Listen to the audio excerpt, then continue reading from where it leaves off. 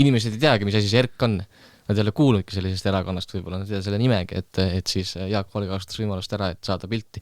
Äkki ta tegi avapaugu näiteks sügisel toimuvatele valimistele, et kohe pilti tulla ja siis sügisel kasutab valimiskampaanias ära, et tule pauguta mind volikokku, on ju.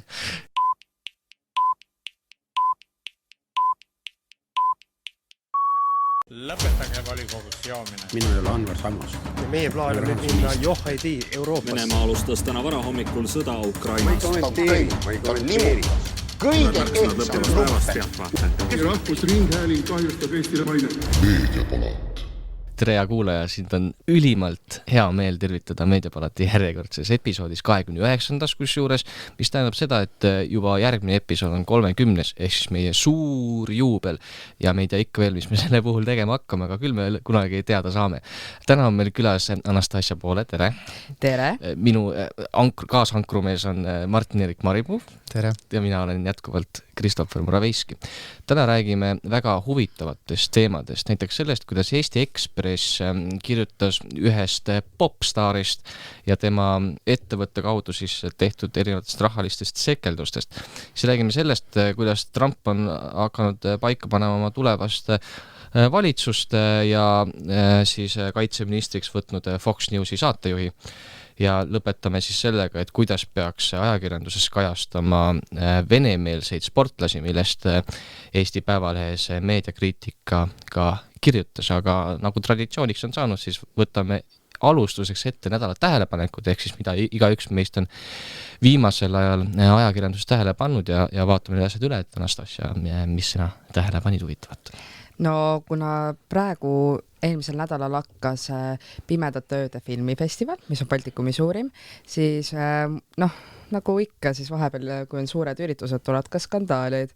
Ja siit ka tuli, et Ilmar Raag kirjutas Eesti Päevalehes loo, kuidas ühe vene režissööri film, kelle nimeks on Boris Kutsi, on PÖFFi filmi programmis ja on 2 võistlusprogrammis. Ja filmi nimeks on Kurdid armastajad ja film räägibki lühidalt sellest, kuidas vene poiss ja Ukraina neiu armuvad ja siis see armuelu ei kesta väga pikalt, sest neiu jätab poisi maha, sest avastas, et poiss on Vene agressiooni poolt.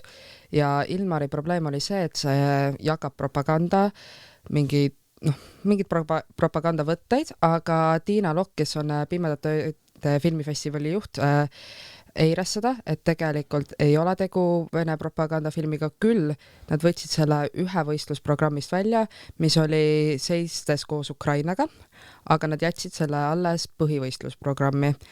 Ja minu meelest selliste filmide puhul tegelikult tuleks vaja rääkida ja see on ka hea, et Tiina Lokk selgitas nende nagu tagamaid, et miks nad nagu tegid sellise otsuse, sest vahepeal peab lihtsalt nagu selgeks rääkima asjad, et oli hea ka, et tõstatati see probleem ja et see sai lahendatud minu meelest.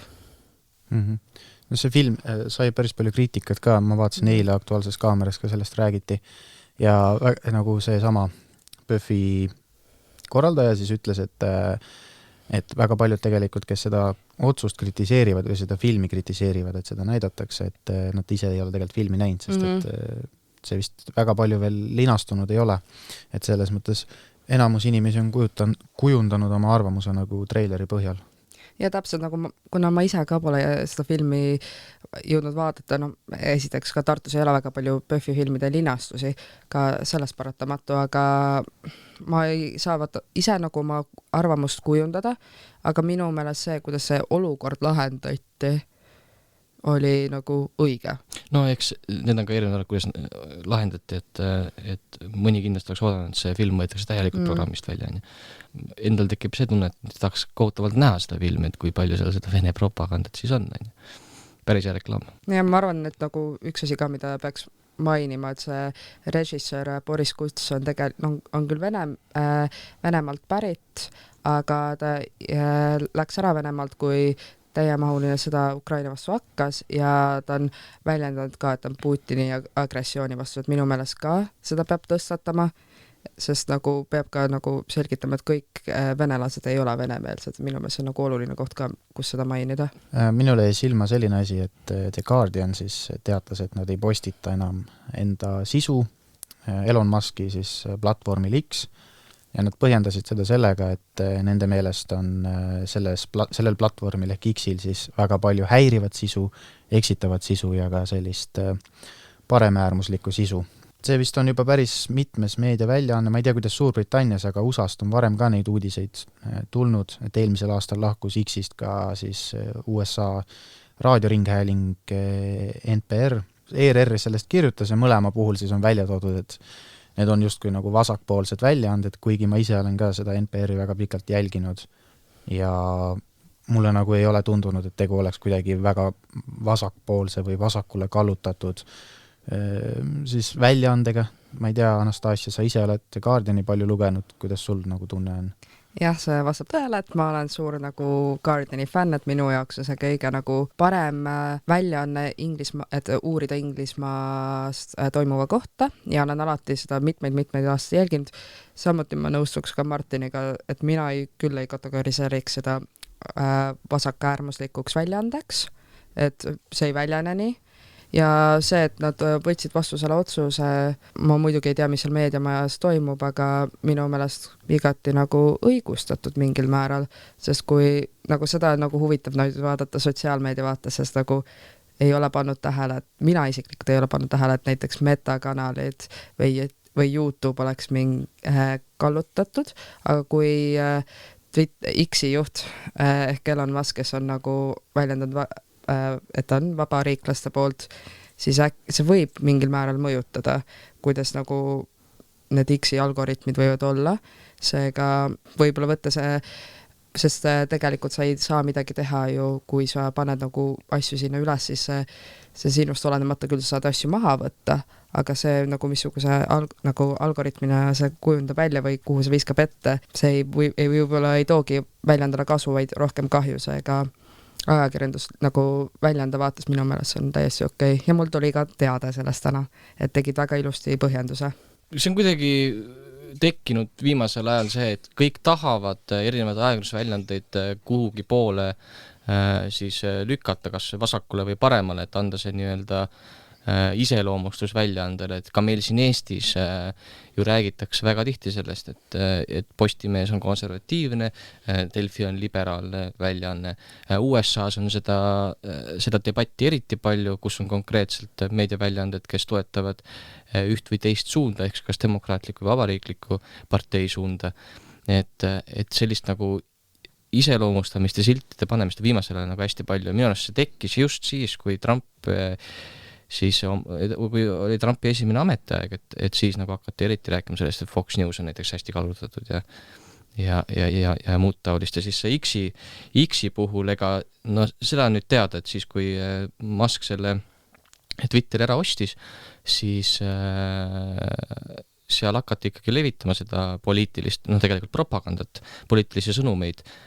Tänaseks me ju teame, et Elon Musk saab ka Trumpi administratsioonis omale töökoha, ta saab nõunikuks seal, ja ta on valimiste ajal pidevalt jagas siis oma vaateid ja toetust Trumpile ja selle toetust on ta igal pool tegelikult jaganud, et siin ei ole nagu mingit küsimust, et kas X on kallutatud või mitte, et platvormi juht on kallutatud küll ja kui vaadata seda, kuidas Musk kasutab oma platvormi nii, et tema postitused jõuaksid võimalikult suure auditooriumini, mis tähendab seda, et ka minu kogemusest alati, kui ma X-i avan, siis esimene postitus on Elon Muski postitus.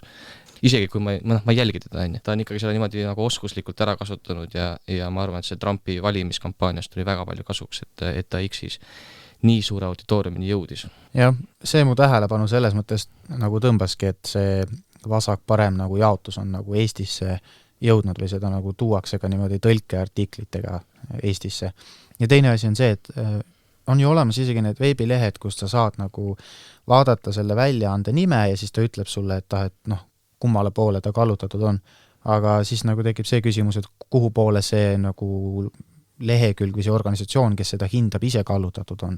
et noh, et miks me eeldame, et need organisatsioonid siis täiesti nii-öelda objektiivsed või kuidagi neutraalsed selles küsimuses on. Jah, et selline sildistamine on nagu väga lihtne asi, mida teha ja see poliitilises võitluses kindlasti on nagu tulemuslik, aga kui me nagu proovime meediast nagu aru saada päriselt sisuliselt, siis me võib-olla ei saa kõige paremat pilti, kui me selliseid nagu silte juurde paneme asjadele.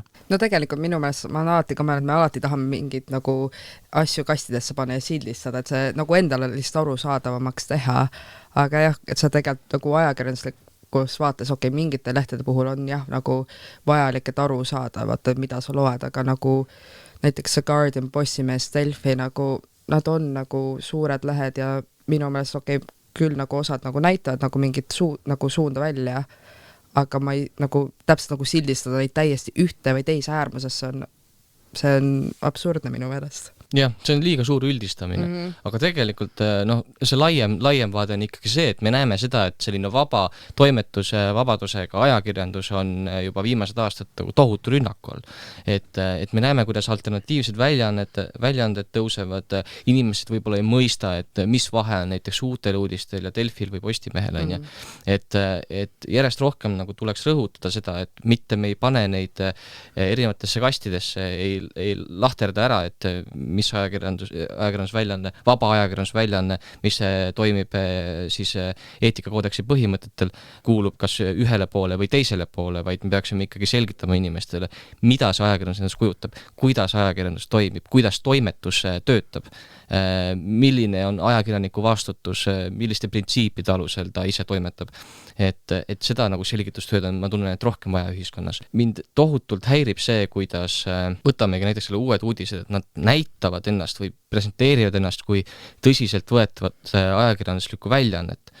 Jah, seal all on väike tekst, et see on Eesti Konservatiivse Rahvaerakonna portaal on ja, aga esitletakse ennast kui tõsiselt võetavat ajakirjanduslikku väljaannet, millel pole mitte mingisugust seost pressinõukoguga, nad on lihtsalt siis erakonna häälekandja. Et sellised ajalehti muidugi ka Kesknädal näiteks on ju, et ajalehti tehakse ka jätkuvalt, aga minu arvates see tekitab inimestes segadust lõpuks. Mis asi on ajakirjandusväljaanne, mis asi on partei siis häälekandja? Ma eelmine semester ka võtsin aine meediapädevused ja seal tegi üks rühm ka selle eksperimendi, kus sa panidki nagu pealkirjad ja siis pididki lihtsalt olidki vist fookuse sihtrühmaks noored ja pididki ütlema, kas on nagu usaldusväärne väljaanne või kas on kallutatud ja oligi see probleem just nagu, mida sa tõid välja uued uudiste puhul, et noored ei oskagi nagu öelda, kas see ongi nagu usaldusväärne või kallutatud ja see ongi nagu probleem ja võib-olla hakkagi juba noorema seas, ma küll nagu ei oska öelda nagu 30+ nagu sihtrühma puhul, aga tegelikult see ongi, mul oli ka nagu koolis tegelikult ei õpetatud mulle mitte midagi, oligi see, et ERR või mitte midagi, et teistes väljaannetes ei kajastatud või ei öeldud mitte midagi, et alles ülikoolis hakkasin nagu rohkem endale selle arusaama looma. Ja lisaks sellele nagu muu meedia ründab ka ajakirjandust. Eestis võib-olla vähem, aga Ameerika sisu jälgides on seda rohkem märgata. Seesama X-i diskussioonis ka, kui sa vaatad seda, millised on need kommentaarid ja kommentaarid seal ümber, siis väga palju leiab sellist suhtumist, et miks peakski jutumärkides siis peavoolumeediat üldse uskuma, et meil on siin inimesed, kes räägivad tõde ja siis teised, kes ei räägi, aga selle juures nagu need nii-öelda objektiivsed mõõtmisvahendid, millega nagu hinnata seda, et kas keegi on nagu neutraalne või lähtub mingisugusest nagu eetikast, et need nagu heidetakse kõrvale, sest et see ilmselt on nagu keskmise sellise suvalise meediaplatvormi tarbija jaoks liiga keerukad süsteemid, millest aru saada. Kusjuures see termin peavoolumeedia, see oli ju algselt negatiivse tähendusega, tegelikult on siiamaani, kui seda kasutatakse, oleneb millises kontekstis kasutatakse. Järjest enam ma näen, kuidas ajakirjanikud ise kasutavad terminit peavoolumeedia. Ja alternatiivmeedia, teine väljend seal kõrval. Jah, et peavoolumeedia, alternatiivmeedia, aga see peavool, nagu see kõlab ju tegelikult väga halvasti, et see on nagu, ja seda kasutati ka algselt ju halvustava terminina, et kas see nüüd on positiivne, et ajakirjanikud on hakanud kasutama seda nii-öelda siis nagu positiivsest vaatest ja meil ongi peavoolumeedia, mis räägib põhilistest teemadest, on ju. või see ikkagi tähendab seda, et seda saab ka ära kasutada niipidi, et ajakirjanikud ise ka nagu räägivad sellest, et see on mingisugune peavool, mida inimestele pähe nii-öelda suunatakse. Et see on nagu päris libe jää, kus kõndida. Aga jah, ja Trumpi ametajaga, mis tekkis, oli fake news. Et me oleme siin instituudis ka sellest rääkinud, aga news ei saa nagu niimoodi fake olla, kui ta on ajakirjanduslik väljaande poolt tehtud, mis põhineb siis objektiivstel faktidel, eks ju. Aga see termin juba iseenesest on tekitanud mingisuguse liikumise selles suunas, et me ei tohiks usaldada ajakirjandust. Õnneks Eestis meil on päris hästi ajakirjandust usaldatakse, meil on tugev ajakirjanduslik vabadus ja sellest vaatest on kõik hästi. Ajakirjandus saab kõnelda igasugustest teemadest ja mõni on selline tugevam teema, mõni on meelelaotuslikum teema. Mina ei oskagi kuidagi lahterdada seda teemat mitte kuskile, mida mina nagu tähele panin, mida ma arvan terve Eesti ühiskond tähele pani ja mis tegelikult kestis ikka mitu päeva selle teema kajastamine. Ehk siis teisipäeval sai ajakirjandus teada, et meie rahvasaadik Jaak Valge käis Tallinnas Falgi pargis stardipüstolit paugutamas ja häiris siis seal lähedal elutavaid inimesi ja lugu tegelikult lõppes siis sellega, et toimus politseioperatsioon, Jaak Valge võeti kinni, kontrolliti üle ja alustati siis tema suhtes väärteomenetlust ja ajakirjandus muidugi kõige olulisem küsimus, mida küsiti, oli see, et miks te paugutasite härra Jaak Valge ja härra Jaak Valge ütles, et isiklikel põhjustel ja siiamaani me tegelikult ei tea, mis need isiklikud põhjused on. Ta käis paugutas ära, võttis linna peal väikse napsi, nagu ta ütles, tuli tagasi ja siis oli politsei ukse taga. Minu arust Jaak Valge kasutas seda olukorda päris oskuslikult ära, sest järgmisel päeval, kui ajakirjandus uuesti seda teemat kajastas, uuesti tema käest küsis, siis ta juba leidis sellise, ta küll ei põhjendanud otseselt sellega, aga ütles, et te võite seda tõlgendada kui avapauku siis nüüd neljapäeval toimuvale maksutõusude vastasele meeleavaldusele Toompeal.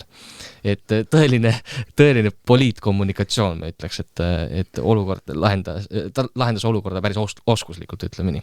Ei tea, mis need isiklikud põhjused nagu olla võivad, et tähistas ta midagi näiteks. Äkki tahtis kontrollida, kus see püstol töötab. Jaa, ka võimalik. Ja. Võib-olla proovis Erki reitingut üles poole paugutada. Jah, inimesed ei teagi, mis asi see Erk on. Nad ei ole kuulnudki sellisest erakonnast, võib-olla nad ei tea selle nimegi, et siis Jaak Valge kasutas võimalust ära, et saada pilti. Äkki ta tegi avapaugu näiteks sügisel toimuvatele valimistele, et kohe pilti tulla ja siis sügisel kasutab valimiskampaanias ära, et tule pauguta mind volikokku, on ju. Et ka see võib nagu variant olla, et algas avapauk varasele valimiskampaaniale. Twitteris oli ka tweet, et eelmise aasta selle aasta parim paugutaja on eelmise aasta parim liputaja. Mõtlesin ka selle peale, et esiteks tegemist on stardipüstoliga. Miks see tal on? Ma ei ole siiamaani väga aru saanud sellest, aga kuna tegemist oli stardipüstoliga, järelikult seal pargis pidi toimuma mingisugune start. Kujutame ette nüüd, Jaak Valge korraldas jooksuvõistluse Valgi pargis. Ja tuli välja, et mitte ühtegi osalejat stardi joone taha ei tulnudki ja ta oli nii pettunud selles, et siis otsustas lihtsalt ruumili tühjaks lasta ja koju ära minna. Või võttis ka väikse napsu, et ennast maha rahustada ja siis läks koju tagasi, et ka see on võimalus. Või äkki ta tahtis just nagu, et inimesed paneksid teda tähele ja tuleksid tema juurde, siis saab nagu uuesti koguda seda inimesi ja siis saab alustada uue jooksuvõistlusega. Aga võib-olla ta andis alla ja mõtles, okei, keegi ei tule ja siis läks koju. Kas ta läheb Riigikogus sellele, et toimus valijatega kohtumine? See on nüüd hea küsimus, et kes maksab need padruneid kinni? Jah, sellepärast, et kui see oli valijatega kohtumine, sest ta kohtus seal nende koerajalutajatega, nagu ta ütles, et koeri see küll ei häirinud, aga jalutajaid küll, et ta läks ja kumardas maani ja vabandas nii nagu oskas. Et kas seda võib võtta valimiskampaaniana? Kas ta ütles selle, et jaa, palun vabandust, ma tulistasin, valige Erk järgmistel valimistel. No, kas siis peaks võtma ühendust erakondade rahastamise järelevalve komisjoniga näiteks? Ajakirjandus seda teinud ei ole. Ma ei ole aru saanud sellest, miks. Seda on keeruline tagantjärgi tõestada ka. Jah. Eesti Rahvusringhäälingust Madis Hindre tegi ka eile, ehk siis kolmapäeval Jaak Valgega ühe intervjuu ja tegelikult seal me juba saame aru, miks Jaak Valge paugutas. Põhjus on selles, et talle väga meeldivad käerauad.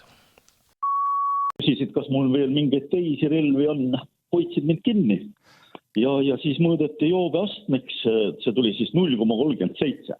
Et see on tund pärast paugutamist ja pärast seda, kui oli linnas need 2 viskinapsu teinud. Kas käed ka raudu pandi? tegelikult see promilli vahenik vastab siis seisundile alkoholi tarvitanud, kuid purjusoleku tunnustusteta. Jaak Valge, kas teil... Purjus valge paugutas falgi pargis, võiks asendada, et kaine valge paugutas falgi pargis. Kas teil käed ka raudu pandi? Tuleb tunnistada, et pandi jah. Mis tunne oli? Kas pitsitas? Ei olnud, ei pitsitanud. Ütlengi, et täitsa professionaalselt ja igati meeldiv. Et igati meeldiv oli see, kui tal käed raudu pandi, et võib-olla ta lihtsalt tahtis tunda seda tunnet, kui käed pannakse raudu kellegi poolt, et on siis oskab edaspidi ka sellest rääkida. No, inimestele meeldivad imelikud asjad, no see ei ole midagi nagu... Täna ka Ligi kontrollis meeleavaldusel, kas see igaks juhuks tal on püstol kaaslas, äkki seal avab uue stardipaugu, aga vist kõik on tehtud juba tal. Siis oli tegu ikkagi õige stardi, mitte vale stardiga. Aga see joobes valge, kaine valge, mul tuli kohe meelde Viru valge. See oleks väga hea järgmise valimiskampaania jaoks ju nagu mingi promo, kui teebki Livikuga äkki nagu koostööd. Kuhu on jäänud pakendikeskus? Nad äkki koguvad tuure veel. Nad veel koguvad vist tuure, aga oleks pidanud ammu ära tegema selle juba. Pakendikeskus alati kasutab selliseid aktuaalseid teemasid. Võib-olla nad kasutavad ära seda, kus Ligi otsib läbi valget. Ma küll ei tea täpselt, milles, aga ma ei tea paberkotiga, et kuhu peita relv või ma ei kujuta ette.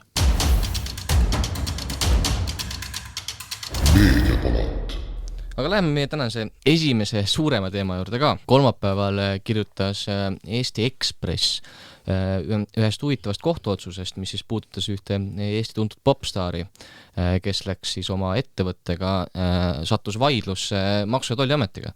Ehk siis ta olevat ajanud sassi selle firma ja siis isikliku rahakotti, võttis näiteks ettevõttes suurema hulga sularaha välja, ilma et siis makse deklareeriti. No ta ise muidugi põhjendas seda sellega, et ta hoidis seda summat kassas, kuigi jah, seadus kuidagi ei ütle, milline see kassa peab olema, et ta võis seda raha ükskõik kus hoida ja pärast kandis selle summa tagasi.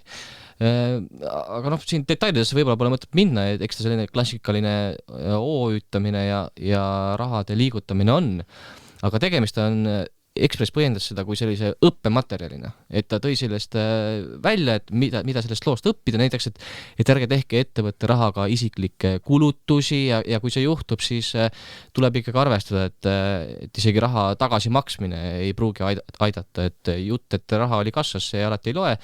Ja kui läheb maksustamiseks, siis tasub ikkagi öelda, et tegu oli dividendidega, sest muidu lajatatakse ka sotsiaalmaks kaela, ehk siis kulutatud raha loetakse töötasuks või juhatuse liikmetasuks.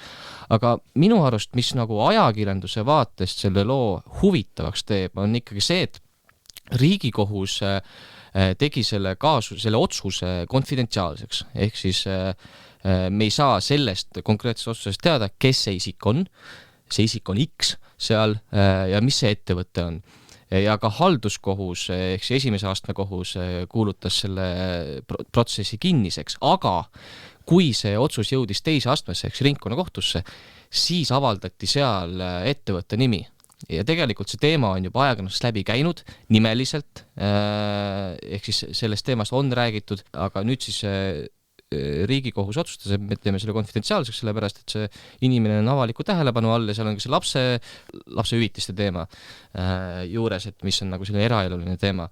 Eks nüüd Eesti Ekspress otsustas selle loo anonüümselt kirjutada, aga ta seal ikkagi vihjab sellele, et varasemalt on teemat nimeliselt kajastatud. Ehk siis mulle nagu tundub see kui selline näiline anonüümsus. Ehk siis see, et nad selle välja ütlesid, et varem on sellest kirjutatud nimeliselt, siis annab väga lihtsalt paned popstar ja maksuvõlg ja sa juba tegelikult kuskilt sa selle üles leiad, on. Et Ekspress tegi ikkagi selle suhteliselt lihtsaks. Ma ütlekski, et kui nad ei oleks seda pannud, mina ei oleks selle nagu ülejäänud jutu järgi aru saanud, mis nagu lauljannaga on tegu. Aga no täpselt nagu sa tõidki välja, et kui ongi see, et nagu tahad edasi uurida, siis tee seda, aga meie ei maini nimeliselt. See on siuke hästi nagu huvitav olukord, et samas jah, Ekspress ei teinud otseselt midagi valesti, sest nad ei maininudki ära ja tegelikult nime mainimine ka polnud minu meelest vajalik selle loo põhjal, kui nad seadsidki fookusse selle, et teha seda õpetlikuks. Küll ma lugesin pigem välja nagu kaasuse olukorra nagu ülevaates, mina lugesin selle niimoodi välja alles siis, kui ma jõudsin selle nagu väikse lahtrini, kus öeldi nagu, miks ära tee seda hoopis. Siis nagu oli see nagu see õpetlik osa. ja no selles mõttes, et üks asi on see, et mine guugelda edasi, teine asi on see, et tegelikult need kirjeldused ka olid võrdlemisi mahlakad, jah, ütleme värvikad. Noh, siin on mingi Eesti rahva südamed võitnud popp-tähe kannatuste saaga ja nii edasi. Siin on ka mainitud, et on teles olnud ja et ta on lauljanna ja ühesõnaga kõik need kirjeldused nagu järjest viisid sind lähemale selleni, kes see on. Jah, see mainimine, et sellest on varem kirjutatud, aga tegelikult TV3 portaal astus sellest ühe sammu nagu kaugemale, et nad avaldasid täitsa selle lauljanna nime ja mainisid seal veel juurde siis seda juba, mida Ekspress oli rääkinud. Aga tänaseks on see artikkel, ma vaatasin, et veebist maha võetud, ehk siis seda ei ole võimalik praegu vähemalt täismahus lugeda, kuigi kui Google'ist otsida, siis sul tuleb see mingi juhtlõik või asi ikka välja, et selles mõttes ta ei ole nagu lõpuni kadunud. Ehk siis tegelikult tänaseks on see olukord, kus see lugu on endale nime külge saanud ja ta on endiselt selliselt tegelikult veel olemas internetis. See on nüüd see koht, mis mind tohutult häirib, see, et TV3 selle artikli ära kustutas. Tõsi on see, et TV3 portaal iseenesest ei ole nii populaarne või nii suure külastatavusega nagu Delfi või Postimees, aga see ei tähenda, et nad saaks endale lubada seda, mida Delfi ja Postimees ei saa endale lubada. Mis tähendab seda, et artikli kustutamine on kõige viimane meede, mida kasutatakse, mida tavaliselt kasutatakse siis sel puhul, kui esitatud faktid, mis on sattunud sinna artiklisse, on terve artikli vaatest ja selle probleemipüstituse vaatest valed, ehk siis terve probleemipüstituse vale, terve see artikkel on vale, siis võib-olla tõesti viimane samm ongi see, et me kustutame selle artikli ära, et see jumala eest ei jääks mitte kuskile. Selle loo puhul ei ole ju seda. Me ei räägi siin mingitest valeväidetest, me räägime sellest, et TV3 toimetus otsustas, et nad avaldavad selle nime. Nad avaldasid selle nime. Aga miks nad selle ära kustutasid? Ma arvan, et keegi sai järelikult kurjaks selle peale. Teine asi, miks me nagu seda tõsiselt peaksime võtma, on see, et TV3 on hakanud oma veebiportaalis osade lugude eest küsima tasu. Mis tähendab seda, et ta käitub samamoodi, nagu käituvad suuremad meediaväljaanded, veebiportaalid nagu Delfi või Postimees, aga nad ei tegutse nende printsiipide alusel, nagu selle loo puhul näha on, nagu Delfi või Postimees, ehk me ei kustuta lugu niisama ära. Esiteks oli TV3-s esilugu pikka aega. Aga siis järelikult keegi sai pahaseks ja kustutati see lugu ära, aga see ei ole nagu ajakirjanduse hea tava. Ja see, et keegi sai pahaseks, on jällegi meie oletus, et tegelikult see probleem on ka selles, et see otsustus see ei ole läbipaistev just, et ajakirjanduse puhul ikkagi sellised otsused peavad olema läbipaistvad, et siis kui nad võtavad selle maha ka selle eesmärgiga, et nad ei taha oma suhteid näiteks selle lauljannaga ära rikkuda, et siis nad võiksid seda nagu ausalt öelda, et saime aru, et sellise sisu avaldamine ei ole tegelikult, ma ei tea, moraalselt või eetiliselt õige ja selle tõttu eemaldasime selle sisu ja see peaks olema seal samas siis kohe nähtav, mitte see, et sul tuleb lihtsalt veateade ette, nagu see praegu on. Ja tegelikult TV3 portaal nagu just selle Kõmu väljaande osas, nad on väga nagu, nad on tõusevad seal väga-väga palju ja tegelikult kui sa vaatad siis Elu24 ja Kroonika ja Õhtuleht Elu rubriik, nad refereerivad ka päris paljude TV3 portaali artiklitele, seega nad ei saa öelda nagu väike nagu nupuke, et pole midagi kustutama ära, tegelikult see nad aina rohkem saavad tähelepanu. Tegelikult hea seegi, et nagu teised väljaanded ei refereerinud sellele kohe, siis muidu sellest oleks läinud veel hullemini edasi, et nagu vähemalt sedagi, aga jah, see on, ma ei tea, nagu kui kaua see oli üleval? Kas keegi ma täpselt ei oska nüüd öelda, aga no ma artiklit nägime. Siuke alla 24 tunni ma pakuks. Ja see on ikka päris pikk aeg. Aga tegelikult nad oleksid saanud seda palju paremini lahendada, ehk siis esiteks oleks pidanud artikli alles jätma. Olgu, oletame, et toimetus sai aru, et see oli vale, et see nimi avaldati, sellepärast tõesti seal oli küsimus nende laste hüvitiste teemal ja muud sellist eraelulist oli seal sees. Hea küll, võtame nime maha ja paneme kaldkirjas artikli alguses, et alguses avaldasime selle nimega, aga tegelikult nendel kaalutlustel otsustasime nime ära võtta. Siis ei oleks Google'is praegu leitav see, et tegemist on selle isikuga nagu nad alguses kirjutasid. Et ma arvan, et TV3-l, kui nad nüüd seda veebiportaali edasi arendavad, siis tasub sellised asjad läbi rääkida ja loodetavasti tulevikus sellised asjad rohkem juhtu. Eriti ka veel, nagu tegelikult just selliste artiklitega see läheb meedias levima, küll mulle ei ole tulnud nagu ette Twitteris ega TikTokis ega metakanalitel, aga tavaliselt sellised asju, nendest asjadest tehakse kuvatõmmisi ja jagatakse edasi, sest see on huvitav nagu, et nad sellise otsuse võtsid, et nagu ma ei usu, nad lootsid, et see kaob ära, nad pidid ju teadma, et see jääb ju sinna Google otsingumootorisse, et see on huvitav asi, huvitav asi, mida nad üritasid teha, aga mul on nagu küsimus just teile, et kas, kui artikkel on maha võetud, kas see lauljanna saab ikka esitada seda pressinõukogusse? Hea küsimus. See on, jah, selles mõttes ma eeldaks, et tegelikult ju võiks saada, sest et see on seal üleval olnud.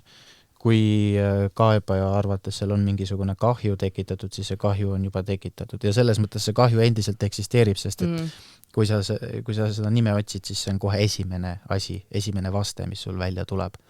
Ja isegi kui seal lõpuks seda nime ei ole, siis see pealkiri juba ütleb ära. Täpsemalt peaks küsima kellegi käest, kes seal pressinõukogus toimetab. Ei, see on nagu hästi huvitav kaasus, mida uurida just sellises olukorras ja nagu, et kuidas tegelikult oleks pidanud väljaanne käituma, kui nad kahetsevad seda otsust, et ma ei tea, sellest saaks nagu palju pikemalt nagu mingi referaadi kas või kirjutada. Minu meelest üks nurk, mis Ekspress on ju pakendas selle justkui selliseks looks, et nad räägivad sellest maksuteemast ja toetuste saamisega, ma päris võib-olla manipuleerimiseks ei nimetaks või ütleme niimoodi, et sa tahad asju näidata teatud viisil selleks, et saada suuremat toetust. Et tegelikult selle maksuteema võiks nagu ajakirjandus võtta suuremalt ette, sellepärast, et kui me vaatame ka seda näiteks üüriturgu Eestis, siis ma arvan, et kõik inimesed, kes on näiteks endale üürikorterit otsinud, teavad, et see vaikiv eeldus on see, et sa maksad oma üüri näiteks mustalt. Ja selliseid asju on veel ka ettevõtluses, kuidas mingisuguseid pakkumisi või asju tehakse, et pakkumise vaikimise eeldus on see, et sa maksad selle eest mustalt, et kui sa küsid seda, et sooviks nagu ametlikult seda asja teha, mis iganes raamatupidamislikel või sellel põhjusel, et sa oled aus inimene, siis selle peale kohe nagu su see pakkumise hind nagu tõuseb siis 20% võrra või 22% võrra. Et see on nagu väga laialt levinud probleem ja seda on muidugi keeruline nagu kajastada, nagu siin ka selle juhtumi põhjal on näha, et see puudutab nagu isikuid, see tõenäoliselt puudutab prominentseid isikuid ja siin on palju vaidluskohti, need vaidlused on pikad ja selle põhjal nagu lugude tegemine on keeruline, et sa selle info üldse kätte saad. Aga tegelikult seda infot nagu ripub erinevates kohtades palju, et kus keegi on maksudega optimiseerinud või konkreetselt lihtsalt jätab maksud maksmata. Selles mõttes ma saan aru, et see artikkel on tehtud lugejale piisavalt atraktiivseks, et jõuda selle probleemi tuumani. Aga nagu me rääkisime ka sellest lapse hooldusõiguse teemast, siis ajakirjandus võiks kajastada asju sellest vaatest, mis on süsteemis viga või praegu selle maksude teema puhul, et mis seal nagu probleem on, mitte minna nii-öelda üksik juhtumitesse. Aga samas selle loo puhul ma arvan, et teistpidi nagu oleks natuke keeruline ka, et kui meil ei ole mingit konkreetset näidet, siin puhtalt, kui see oleks olnud mingisugune suvaline ettevõte, siis ei oleks mitte kedagi huvitanud, aga kui kohe alguses tuuakse välja, et tegemist on tuntud popstaare ja teletähega, et siis inimesi hakkab paratamatult huvitama, et mis seal toimub. Et selles mõttes see artikkel oli pandud Ekspressi poolt selles mõttes õigesse võtmesse, et ta kutsus kohe lugema. Aga iseasi on ma ei tea, kuidas seda anonüümsust siin ikkagi tagati nagu täielikult, et kui mainiti ära, et tegelikult varasemalt on sellest saagast kirjutatud ka nimeliselt. Samuti nagu tegelikult see kaanefoto, küll see on arvatavasti, siin ei ole vist mainitud, ma ei näe praegu, et see oleks öeldud, et on tehisintellekti poolt tehtud, aga kui vaadata seda kuju, siis nagu saab kuidagi tuletada, pluss nagu kui uurid, nagu muidugi see vajab nagu uurimist, et ise ei ole nad otseselt välja öelnud, aga nagu siin on hästi palju nagu vihjeid antud, et kellega on tegu.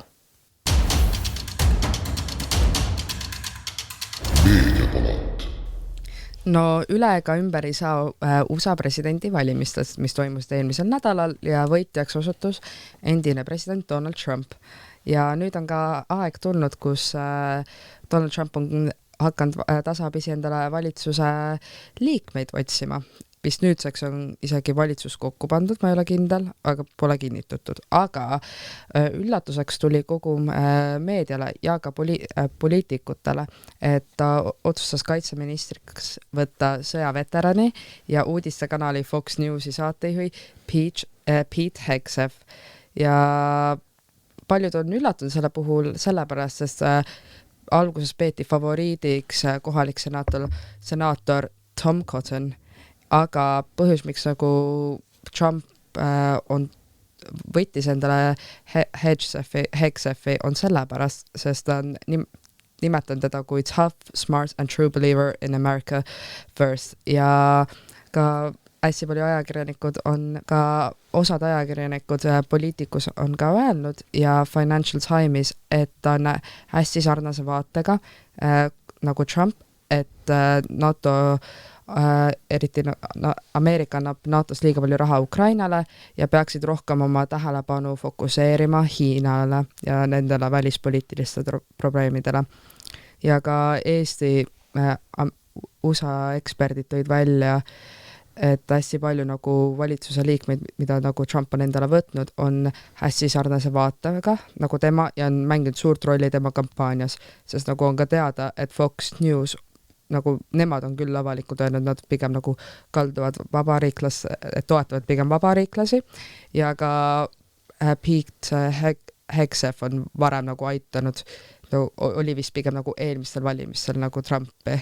Et siinkohal ma küsikski teilt, et kas teie meelest on sobiv, kui ajakirjanik on ministri kohal? See on selles mõttes hea küsimus, et näiteid endistest ajakirjanikest, kes on suundunud poliitikasse, on meil ka Eestis ja meil on ka Eestis ajakirjanikke, kes on proovinud poliitikasse minna ja on ajakirjandusse tagasi läinud. Ma ei näe selles mõttes suurt probleemi.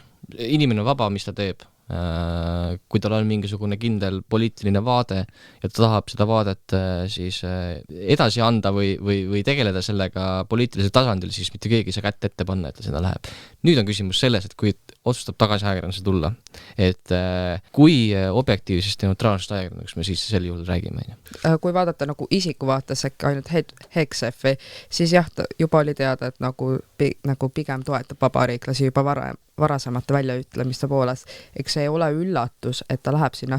Pigem on jah üllatus, et teda valiti sinna ministri kohale. Küll tal on nagu üleüldse nagu varasemad kogemused olles sõjaveteran, aga ma ei tea, nagu pigem ongi see, et nagu oodata, mida ta hakkab seal tegema ja kas tal on nagu just seda nii-öelda juhtimiskogemust, jah, tal on saate juhtimiskogemus, aga valitsus on hästi oluline koht ja nagu esimene nagu nii-öelda poliitiline roll olles minister on hästi huvitav minu meelest. Poliitika on ju ka kirjutas sellest ja seal üks kaitsevaldkonna siis lobistaja, öeldakse vist eesti keeles, ütles ka, esiteks ta kasutaks võib-olla ebatsensuurit väljendit who the f is this guy ja siis tegelikult, et seal peaks olema ikkagi keegi, kes päriselt sellist laiapõhjalist tausta sellest kaitsest teab, et oodati ikkagi sellist võib-olla teistsugust inimest kui Fox Newsi telesaatejuht ja kes on siis sõjaväelasena tõepoolest on tal taust olemas. Aga see, et sa käid kuskil missioonides, kus ta on siin käinud Afganistanis, Iraagis, et kas see teeb sind kaitseteemadel ka ekspertiks, ma ei ole nii kindel.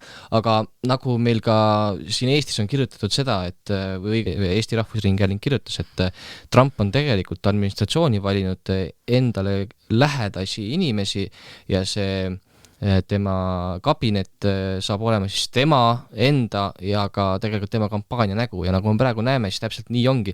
Mul tuleb telefoni iga päev kas CNN-i või BBC või ükskõik kelle neid push notification'id, kes on järgmine, kelle Trump on valinud omal valitsusse, et see teema nagu huvitab praegu inimesi väga palju ja just see, et ta lähedas inimesi, näiteks Elon Musk on ja kelle ta oma nõunikuks siis tõenäoliselt võtab, et me näeme, et see nii-öelda lähedane ring saab omale head ametikohad. No ja sellest on räägitud ka siin valimiste järgselt, et Trump hindab kohati isegi, ütleme, pädevuse üle lojaalsust, et lojaalsus on tähtsam. Aga selles mõttes ma nagu selle koha pealt ei oska kommenteerida, et kas ta nüüd nagu on pädev juht või mitte, aga lihtsalt see on väga märgiline minu meelest, et nagu Fox Newsi saate Fox and Friends Weekendi juht saab Trumpi administratsioonis mingisuguse koha, Trump on ise seal saates käinud rääkimas varasemalt, ehk siis see on niisugune jällegi väga maailma vaateline liigutus, mis võib-olla otseselt ei ole halb, aga lihtsalt see nagu süvendab seda sama asja, millest me enne rääkisime seoses selle X-iga, et sul on need teatud leerid, et praegu on meie pidu ja teie olete kurvad ja pärast on teiste pidu ja need esimesed on kurvad. Ja võib-olla kui vaadatagi nagu Hexafi, ta on väga sarnane vaatega kui Trump, mis ongi see, et nagu näitabki nagu tema lojaalsus mingil määral. Aga nagu mida võib-olla ka huvitab on see, et nagu Ukraina koha pealt on ta ka öelnud, et kui hakkab nagu sõjaagressioon laienema Ida-Euroopasse, siis peab midagi ette võtma, sest nagu Trump on võtnud küll nagu selle vaate, et on neutraalne mingil määral, sest ta on ka öelnud, on avalikult nii Zelenski kui ka Putini sõber. Et see, et nagu Hexaf, see on küll varasemalt öelnud, ta saab alati nagu oma arvamusi muuta, aga nagu ka Eesti USA eksperdid on öelnud, et nagu küll on ta muret tekitav, aga mitte liigselt. Ja ma arvan ka, et see on nagu liiga vara vaadata, sest isegi Trumpi inauguratsioon pole veel toimunud, see alles toimub järgmine aasta. Seega, aga näha, et nagu ta töötab väga edukalt, sest ta on juba värvanud väga paljusi inimesi. Ja ma arvan ka, et nagu Hexafi puhul peabki nagu nägema tulevikus, et missugune pädevus tal on ja praegu on vara öelda, sest me ei ole midagi näinud tema poolt.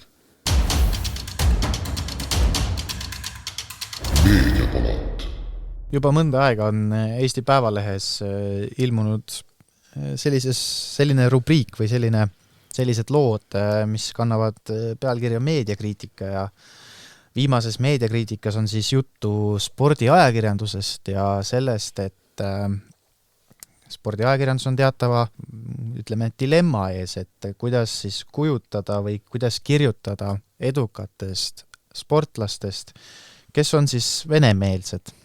Ja see probleem tegelikult on kestnud praegu juba siis paar aastat ja nagu sealt ka välja tuleb, siis ühiseid arusaamu ja ühtseid vastuseid sellele küsimusele ei olegi. Selle meediakriitika alguses tuuakse kohe näitena NHL-i hokimängija Aleksander Ovechkin, kes on siis praeguse hetkega 33 värava kaugusel, et purustada liiga kõigi aegade rekord põhiturniiri väravate viskamises siis. Ja küsimus siis ajakirjaniku vaatest ongi see, et rekord kui selline on suur saavutus läbi aegade kõige parem tulemus, aga seda teeb nüüd sportlane, kes siis on varasemalt poseerinud koos Putiniga, saanud Putinilt isikliku tänukirja, et kuidas sellest siis kirjutama peaks. Ka Eesti meediaväljaanded on sellele lähenenud võrdlemisi erinevalt. Aga kuidas teie arvates peaks ajakirjandus selliseid sportlasi käsitlema? See on nii kahepoolne ausalt öeldes olukord ja kui vaadata just Eesti meedia vaates minu meelest nagu tegelikult ajakirjad, kes tegid selle artikli, Himma ja Ivask, tõid nagu esile ka küsimused, miks mitte, et nagu toimetused teeksid omavahel koostööd ja jõuaksid kokkuleppele, kuid nad tõidki välja nagu sporditoimetuste juhid, et seda ei saa teha, sest muidu nad peaksid olema üksteise valvekoerad ja jälgima kõike, mida nad kõik teevad, mis on nagu ka igati loogiline. Aga samamoodi ma mõtlen ka, et nagu äkki kui aitaks kuidagi nagu just nagu ajakirjaniku vaates nagu selgusel, et kas ma kajastan seda artiklit või mitte. Ja ma arvangi, nad tõid ka välja, et see nii oleneb nagu probleemist ja nagu isikust, keda kajastatakse. Ma ise küll ei ole spordiajakirjanikuna töötanud, et ma ei ole sellise dilemmaga kokku puutunud. Seega nagu mul jääbki nagu küsimärk õhku, et jah, ma ei tea, mida sa arvad, Christopher? Mina olen nõus sellega, mis siin artiklis tegelikult välja koorub, on see, et on loomulik, et me ei saa jätta rekordeid kajastamata, kui keegi teeb tugeva tulemuse, ükskõik kes ta on, ja teeb seda sellisel spordiüritusel, mis nagunii saab kajastust. Kõige lihtsam viis ongi see, et ajakirjanik kirjutab konteksti juurde sinna, et kellega on tegu, kellega ta on kuskil piltidel poseerinud ja muud sellist, et sellisel juhul me hoiame ära selle, et ma ei tea, kuidagi ülistame sportlasi, kes võib-olla toetavad Venemaa-Ukraina sõjas. Et see konteksti juurde toomine on nagu äärmiselt oluline. Ja võib-olla sellest ka mitte teha nagu mitu jätku-uudist, võib-olla seda ka nagu aitaks, et ongi nagu minu meelest see nagu lahendus, mida sa tõid välja, Christopheriga artikkel, et lihtsalt kirjutada konteksti juurde aitaks sellega, aga jällegi mitte iga nagu sportlasega, jah, nagu Ovechkin, kes nagu arvatavasti purustabki nagu liiga rekordi, no see tasub küll välja toomist, aga mitte iga nagu selle sportlase puhul, kes nagu kas või võistlevad ja nagu ma arvan ka nagu olümpiakomitee on tulnud selle nagu probleemiga, nad on otsustanud küll nagu mitte vene sportlasi lasta, vaid ongi nagu neutraalse lipu all, et nagu nad on kuidagi lahendanud seda niimoodi, aga see nii olenebki. Nagu Gunnar Lehest, Delfi suurtoimetuse juht ütles, et ega me ei tohiks läbi lasta seda, et näiteks mõni Venemaa iluuisutaja poseerib Instagramis mingi kuulsusega. Ma arvan, tegelikult toimetuses on need asjad tegelikult paigas. Nad suhtlevad omavahel ja nad tõenäoliselt ei lasegi selliseid asju läbi.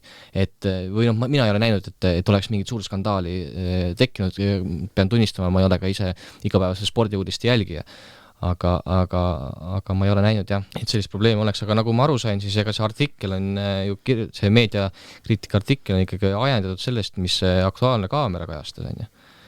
Et 7. novembril siis Aktuaalse Kaamera spordirubriigis siis räägiti sellest Ovechkini loost, on ju, mis tegelikult siis tulenes sellest, et lihtsalt Aktuaalse Kaamera oli vaja mingisugust videomaterjali, sest et sel päeval toimunud spordivõistlustest palju videomaterjali olnud ja see oli nagu üks nendest, on ju.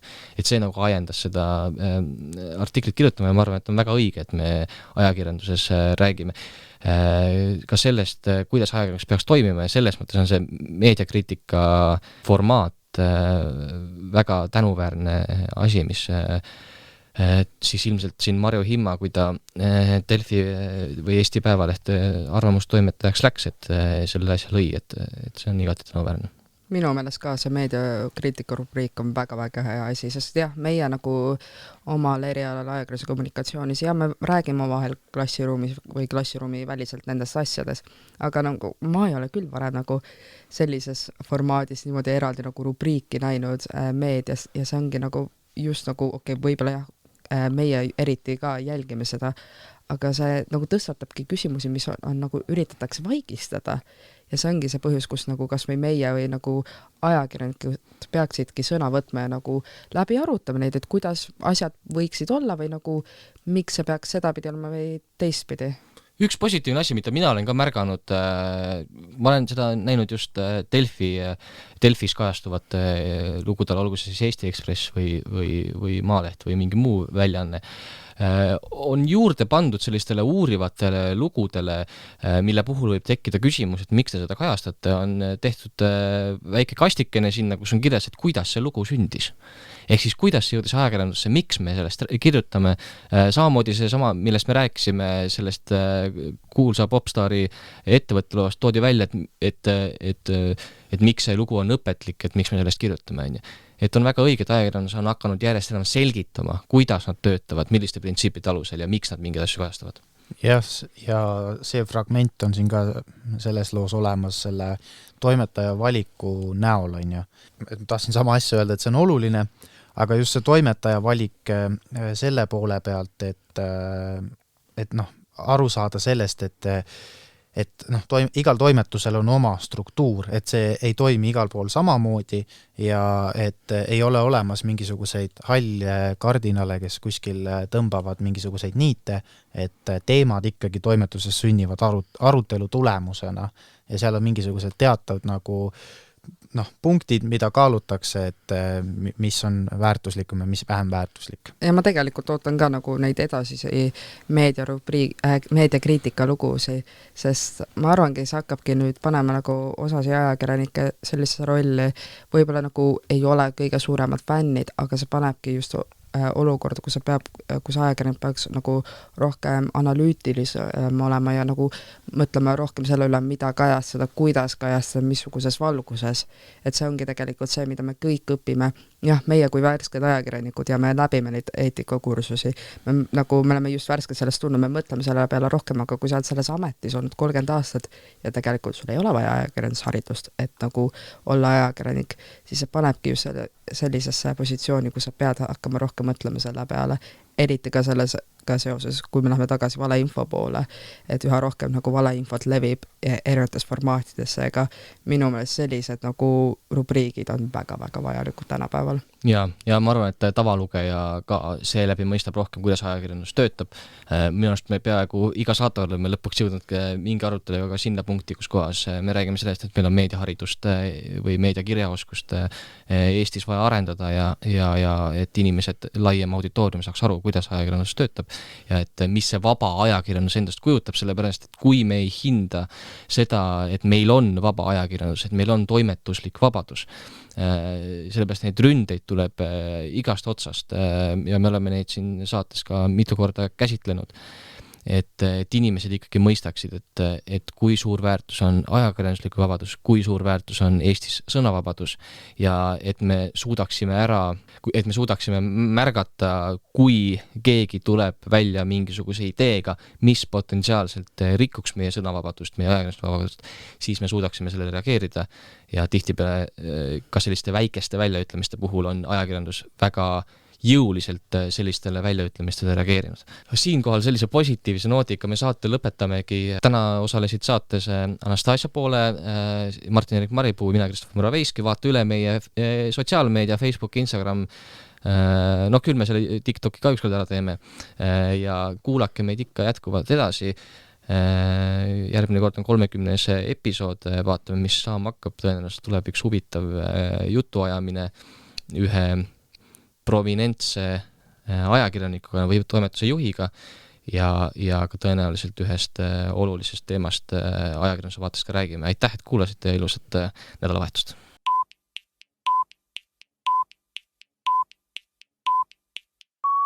Lõpetage volikogus joomine. Minu ei ole Anvar Sammos. Ja meie plaan on nüüd minna johhaidi Euroopas. Venemaa alustas täna varahommikul sõda Ukrainas. Ma ei kommenteeri. Kõige Rahvusringhääling kahjustab Eestile mainet. Meediapala.